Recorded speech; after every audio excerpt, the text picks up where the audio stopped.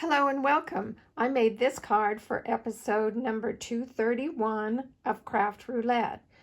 Our project was to be outside inside with tulips colors with the element of festival and random checks.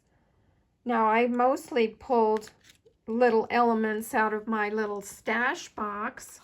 Do you keep one of these? Anyway, it's just a box of die cuts or paper pumpkin leftovers or stamps that I've cut out. It came in real handy for this because some of the elements came from the Choose Happy stamp set, which is current. So you can fussy cut those out and they're just as cute as can be. And I'll show you more how to do this in just a little while. Okay, this is an A2 card, so it is a piece of 8.5 by 5.5, scored at 4 1/4, folded in half, standard A2 size. So for my mat, I did emboss this with one of the Basics embossing folders. Now the Basics embossing folders are just in the online exclusive portion of my store. Now as far as the layout goes, I got the basic layout on YouTube and it was inspired by Mint Twist cards. She had made a video called 1 6x6 paper pad, how many cards, and she made a bunch of cards using a 6x6 piece of paper. Now 1 6x6 makes 2 cards because you cut them 2 inches tall, 2 inches wide by 3 inches tall.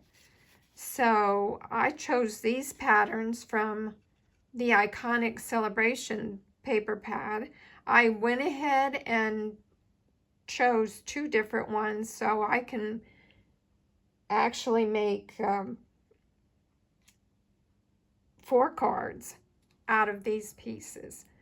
But I'll show you what I did for the design for my Craft Roulette card. Take your A2 card base, and then all I did was mat a piece of Basic Beige. Basic Beige is a new neutral color that I really like. So I just matted it on the A2 card. And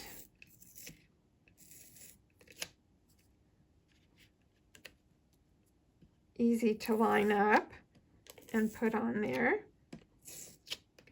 Okay, so just line up your mat on the A2 card. The mat size is standard for an A2 card. It is 5 1/4 by 4. Just one layer for that. And then I actually used my liquid glue to put the 3 different panels on there. And I decided I wanted this card to have just a few acorns in the middle. It's going to be a clean and simple card, which is just my style. And I like this layout because I tend to put things on crooked, and this way you can make them wonky on purpose. So what I did was put the sides on first, the left and the right side, and I just used Tombow, the multi-purpose glue, on my pieces. Just a little bit. It doesn't take much to hold it down, but when it's on an embossing folder, it makes it work a little bit easier. So I'm going to angle this just a little bit and put the other side on at about the same angle. That way, the middle one, I can kind of use the liquid glue with a little wiggle room and put it towards the middle. Doesn't have to be perfect. Now I'll show you a card in a few minutes that the Mint Twist YouTube channel, I'm sorry I can't remember her name, but she had actually matted her pieces with some white. And I did that for one of my cards that I had pieces left over. I did that for one of them. But decided in the end that since this was for fall, that I just wanted a kind of natural look. So that's all you do, and then you decorate it. And like I said, I got most of my elements from my little stash box. This cookie cutter scarecrow is from a retired set. The little gate is from Meandering Meadows. Those are still available on the online exclusives part of my online store. The two pumpkins are from Choose Happy, and the sun is from Choose Happy. Just swinging by was a little sentiment that I had, and I believe that is from the Little Monkey stamp set that is retired. But use whatever you'd like. Quick and easy cards. So I used, for my outside inside portion for Craft Roulette, I put a pumpkin inside the gate and outside the gate. But I also decorated the inside of my card to fulfill that parameter. I used tulip colors of orange, yellow, pink, and blue. And I actually had to ask Siri about the blue, whether there was such thing as blue tulips, and there are. I'd love to see them. And then my festival is a pumpkin festival, and the checks are in the pattern paper outside, and I put a little strip inside as well. So for a colored card base, you're going to want to put a lighter color so you can have it where you can put where you can write. You can stamp on it like I did the other card. You can do whatever you want for the inside and outside. And this is the same size as the mat on the front, which is 5 1/4 by 4. And then I found this little piece that I thought would look really nice. It's going to have a little bit of green, I think, on it. What do you think? Maybe in the middle or to the side?